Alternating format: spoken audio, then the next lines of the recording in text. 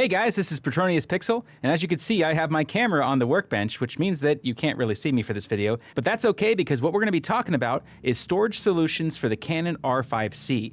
Now, I am really partial to these NVMe enclosure drives that you can plug into USB-C and record via USB-C recording, like the S52X or the Blackmagic 4K, 6K. Unfortunately, the Canon R5c will not allow USB-C recording given the fact that you have to power it to film at 8K 60 frames a second through the USB-C port with an external battery. But that leaves us with CFExpress Type B cards for the Canon R5c, and they are great and they do the job, but they are also incredibly expensive. So today, I want to show you how to save a ton of money and still get high capacity CFExpress Type B cards for your Canon R5c. Let's get into it.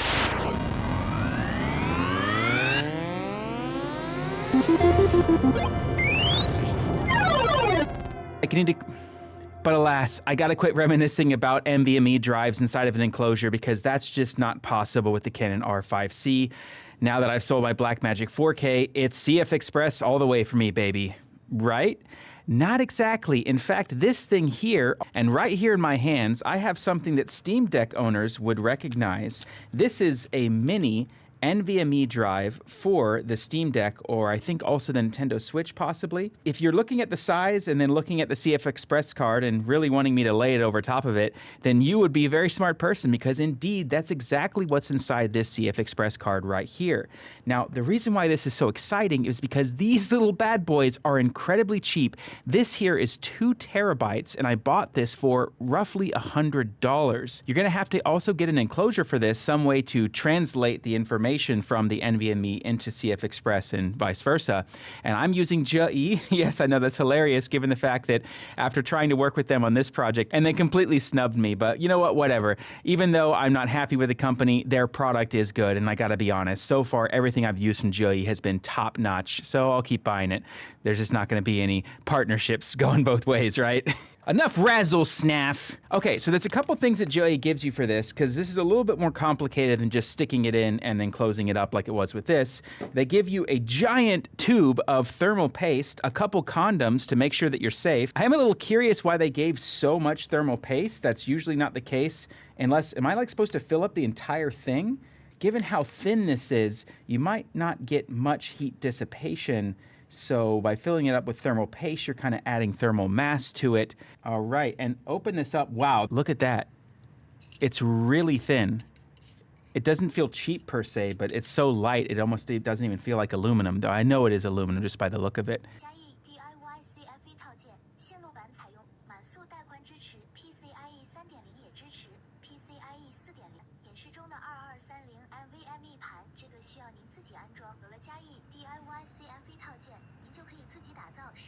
I really wish they would just stop doing, like, I don't need to see you pushing it in over and over again. Can you? You're supposed to show me how to do it. We're just gonna wing it. Listen, this is our first rodeo, all right? Let's just get it done. But we're actually not gonna use this because I have some Noctua thermal paste and this thing is very important. Let's give it the best. All right, just kind of squeeze some of it down on there. I think Noctua is better than Thermal Grizzly for a lot of people. Yeah, no, I see why they gave so much. There seems to be a kind of a gap from this and the bottom, so you want to fill that gap up a bit.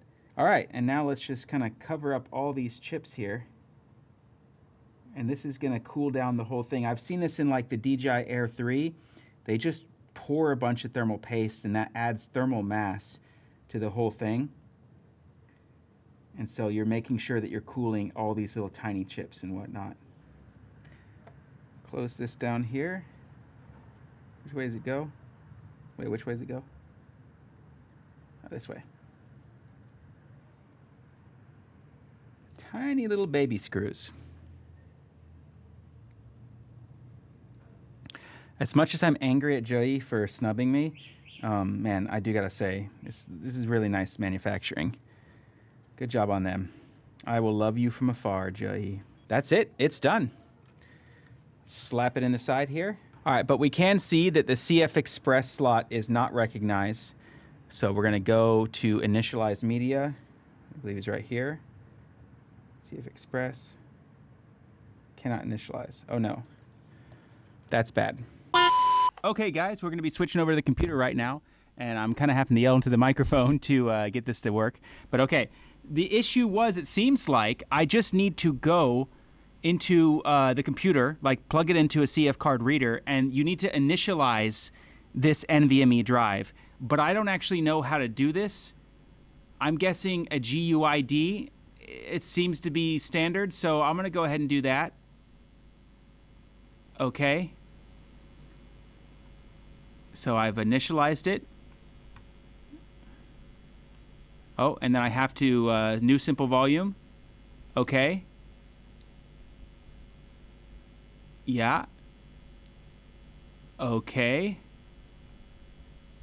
And see, let's do R5c 2TB.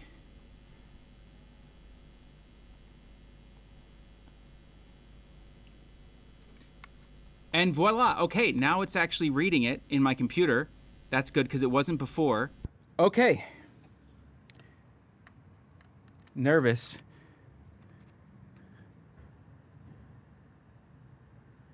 Ho-ho! It worked!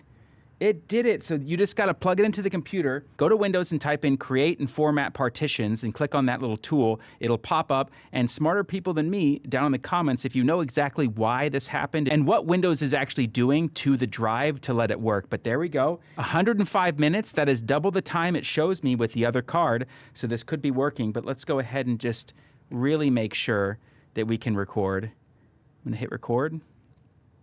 Give it like a minute or two. Just make sure that there's no drop frames or problems or something like that. Okay, it says 104 minutes now. It's working. Wow. Holy crap, guys. This is an absolute game changer. This is a different brand, but I think the GLE one is much nicer, just visually. I don't know if there's going to be any difference in the actual quality, but one thing that GLE does give you that I'm pretty happy with is these little stickers, so I can keep track of my cards and know which one is which capacity. And there we go.